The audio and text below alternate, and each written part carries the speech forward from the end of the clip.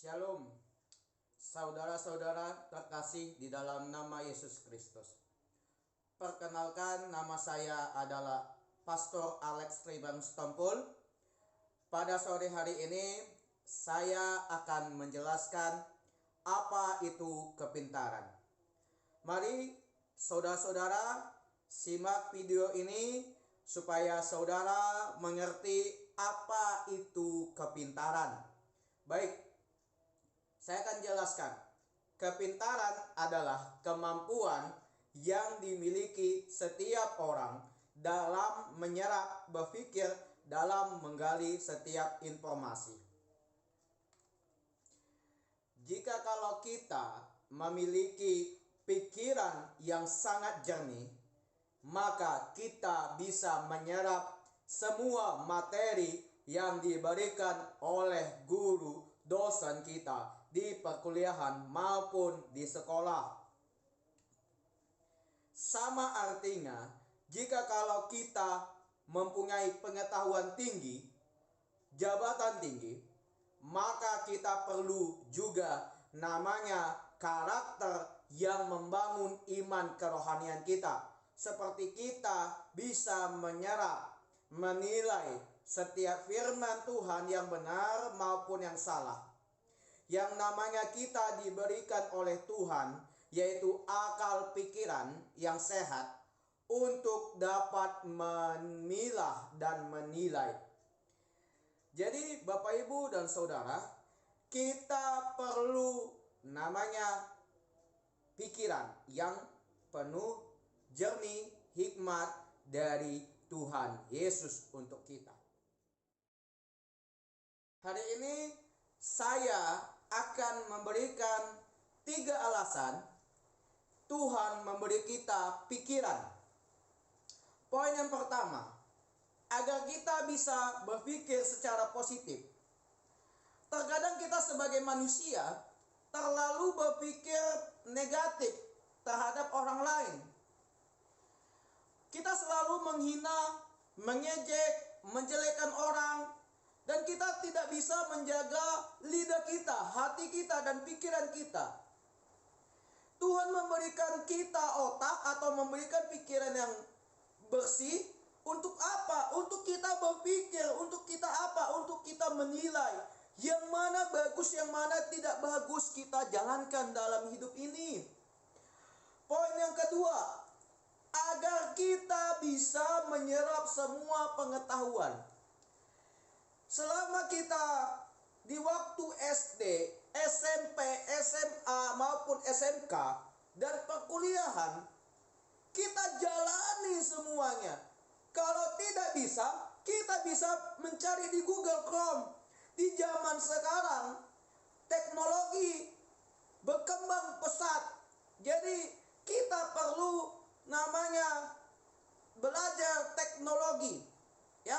Kita perlu mindset atau pikiran yang kuat, brain yang kuat untuk menyerap semua teori-teori pengetahuan secara duniawi, agar kita bisa apa? Agar kita bisa mengetahui semua yang tadinya tidak tahu menjadi tahu, yang tidak ada menjadi ada. Berarti itu suatu apa? Suatu pengetahuan yang kita jalankan dalam masa-masa sulit. Di waktu apa? Di waktu kita persekolahan. Itulah pendidikan itu perlu bagi kita, saudara. Kita tidak perlu belajar dengan orang, tapi kita belajar melalui Google Chrome, YouTube. Banyak cara kita belajar kalau kita mau dari niat kita sendiri. Yang ketiga, agar kita bekerja untuk mensejahterakan bangsa Indonesia. Kita mempunyai otak, kita punya pikiran, bagaimana cara jalan untuk mensejahterakan bangsa ini, bagaimana cara untuk kita majukan Indonesia ini. Kalau orang bodoh yang menjalankan Indonesia ini akan jatuh, akan banyak kriminal, banyak dosa, banyak sekali penjahat-penjahat yang beredar kalau orang bodoh yang tidak punya pendidikan. Kalau kita yang mempunyai pendidikan, mempunyai moral atau pikiran yang sehat, maka kita bisa dipakai oleh Tuhan Yesus Kristus. Kita bisa belajar dari penguasa Alkitab ini, yaitu Abraham. Pertanyaan saya bagi Bapak, Ibu, dan Saudara, kenapa kita harus belajar dan mengikuti jejak Bapak Abraham? Alkitab berkata, Alkitab berfirman, Alkitab menjawab, karena Abraham adalah pengusaha sukses di bidang peternakan di masanya. Dia punya banyak ternak dan punya banyak pekerja yang menggembalakan ternaknya. Bisa lihat di dalam kitab Perjanjian Lama, yakni Kejadian pasal 13 ayat yang kedua. Silakan dibuka semua Alkitabnya. Saya akan menjelaskan cerita tentang Bapak Abraham. Bapak Abraham mempunyai bisnis ternak yang dikerjakan oleh dirinya sendiri, bahkan memungkinkannya untuk berpindah dari satu tempat ke tempat lain sesuai dengan pimpinan Tuhan. Sebaliknya Bapak Ibu, kalau kita juga seperti Bapak Abraham yang mempunyai ternak sawah yang tidak cukup lagi untuk kita lakukan, kita bisa andalkan nama Tuhan agar Tuhan membuka lahan, agar Tuhan memberikan jalan, agar semua ternak kita, sawah kita bisa dibuka lebar oleh Tuhan, agar kita bisa mendapatkan rezeki yang berlimpah dari Tuhan. Maka dari itu kita perlu pimpinan Tuhan, sama dengan Bapak Abraham. Suatu hati Tuhan bahkan melimpah gandakan bisnis ternak yang dibangunnya menjadi sangat besar, karena tanah miliknya tak lagi mampu menampung semua ternak itu. Bapak Abraham terpaksa harus membagi sebagian kepada keponakannya bernama Lot. Jadi Bapak, Ibu, dan Saudara, kita juga sebagai manusia mempunyai tanah yang berlimpah ganda, yang banyak. Kita hendaklah membagikan harta itu, tanah itu, sawah itu kepada saudara kita. Jangan kita sebagai manusia yang sombong dan tamak pada harta yang kita miliki, saudara. Kawan saya pernah kejadian seperti itu. Ayahnya mempunyai saudara. Saudara ini sombong. Dia punya harta, tanah, sawah, dan segalanya yang dia punya. Dia sombong kepada kawan ayah saya ini. Lalu dia jatuh miskin. Karena apa? Karena Tuhan tidak mau orang yang sombong.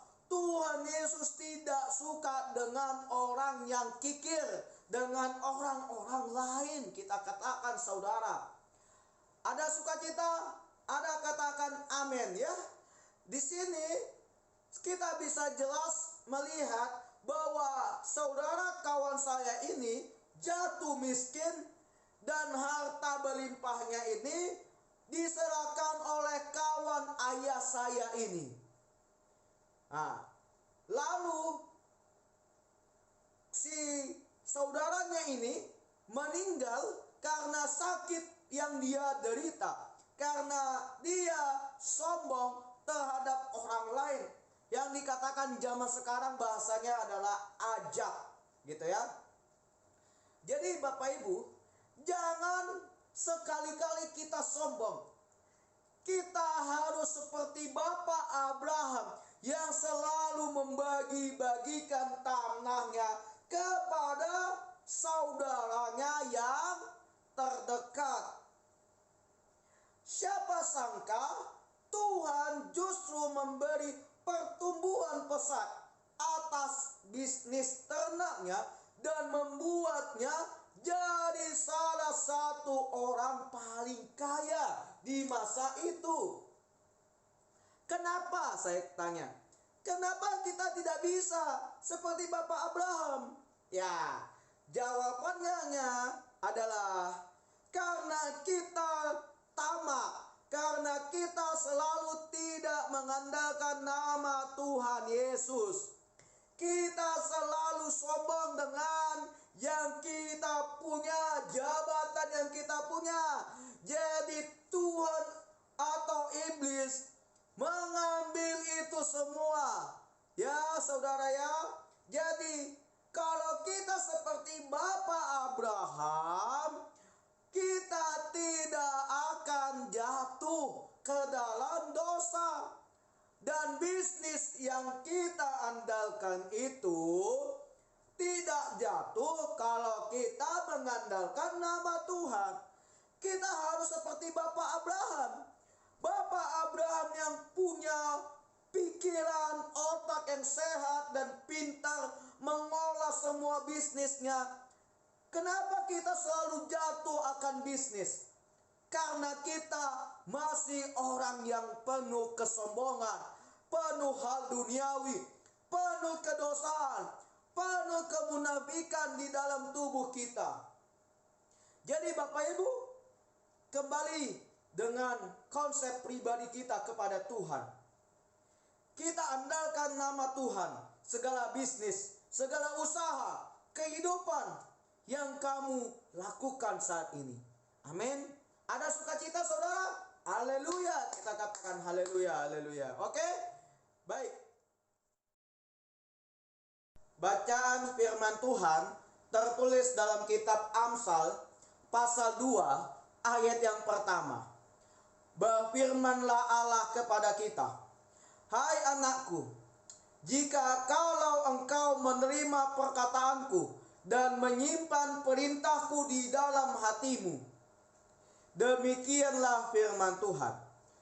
Bapak, Ibu, dan Saudara, penjelasan dari kitab Amsal pasal 2 ayat yang pertama yang mengatakan bahwa bagi orang yang percaya kepada Tuhan, haruslah kita menyimpan firman Allah di dalam pikiran kita, maka kita akan belajar untuk hidup dengan bijaksana dan benar dalam hubungan kita dengan Allah, agar kita dapat mengalahkan semua dosa dengan perintah-perintah Allah di dalam hati kita dan firman Kristus yang tinggal di dalam diri kita berkuasa. Bacaan firman Tuhan tertulis dalam kitab Amsal pasal yang kedua ayat yang ketiga. Begini firman Tuhan dikatakan kepada kita, ya, jika kalau engkau berseru kepada pengertian dan menunjukkan suaramu kepada kepandaian. Demikianlah firman Tuhan.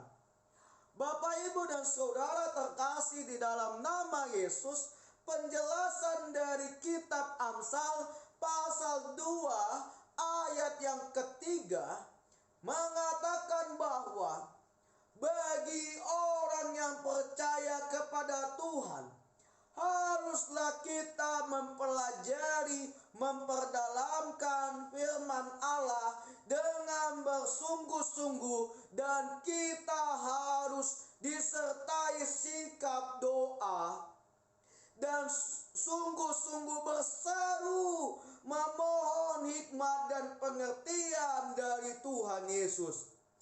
Belajar saja mungkin menjadikan kita sarjana Alkitab, tetapi berdoa bersama belajar firman Allah mengizinkan Roh Kudus Tuhan untuk mengambil penyataan itu dan mengubah kita menjadi orang yang sukacita, orang yang penuh hikmat, orang yang penuh kerohanian. Demikianlah firman Tuhan pada